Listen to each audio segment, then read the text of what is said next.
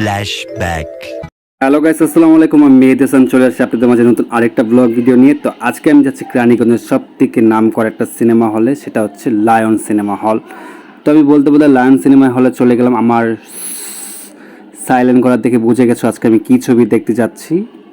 না বুঝতে পারলে আমি বলে দিচ্ছি আমি কী মুভি দেখতে যাচ্ছি। আজকে আমি যাচ্ছি আমাদের বাংলাদেশের মেগাস্টার সাকিব খানের ছবি দেখতে, বরবাদ, যে কিনা সবাইকে বরবাদ করে দিয়েছে। অনেকে হয়তো হাসতে পারো যে আমি মেগা স্টার বললাম, কারণ সাকিব খান আসলে আমাদের বাংলাদেশের মেগা স্টার। কারণ ওর ছবি অনেক সুন্দর হয় এখন, আফটার মানে তুফানের পর থেকে। তুফান ছবিটা অনেক সুন্দর ছিল, তো তারপর থেকে ওর ছবিগুলো অনেক সুন্দর।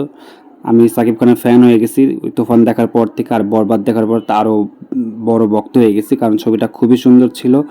তো আপনারা চাইলে দেখতে পারেন। আমার কাছে ছবিটা একদম ইউনিক লেগেছে। অনেকেই বলবে যে কপি, ঠিক আছে ওইখানে গান কিছু কপি ছিল, বাট কাহিনী কপি না, কাহিনীটা খুবই সুন্দর, খুবই ভালো লেগেছে গল্পটা। তো এটা হচ্ছে আমাদের রানীগঞ্জের সব থেকে নাম করা সিনেমা হল লায়ন।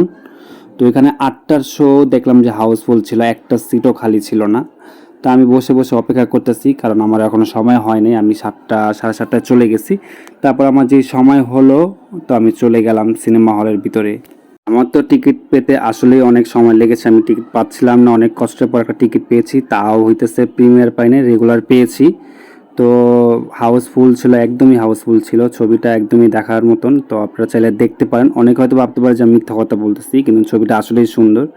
তো আমার এই ওয়াশরুমে যাওয়ার ভিডিওটা দেখে আমার একটা সিনের কথা মনে পড়ে গেল। বরবাদ ছবির সব থেকে বেস্ট একটা ফানি মোমেন্ট ছিল হচ্ছে এই সিনটা, এই হিসু করে দেওয়ার সিনটা। সাকিব খান হিসু করে দেয়, কারণ এটা আমি বলবো না, গল্পটা বললে আপনারা মজা পাবেন না, আর এটা আমার বলা উচিত হবে না, কারণ এই ছবি এখনও চলতেছে হলে, কারণ এইগুলা বলা ঠিক না। আর যারা ভিডিও করে আপলোড দিতেছেন তারা এইগুলা করবেন না, কারণ একটা পরিচালক অনেক কষ্ট করে ছবি বানায়, টাকা ইনকামের জন্য ছবি বানায়। কেউ দয়া করে এরকম চুরিচামারি করে ভিডিও আপলোড দিবেন না।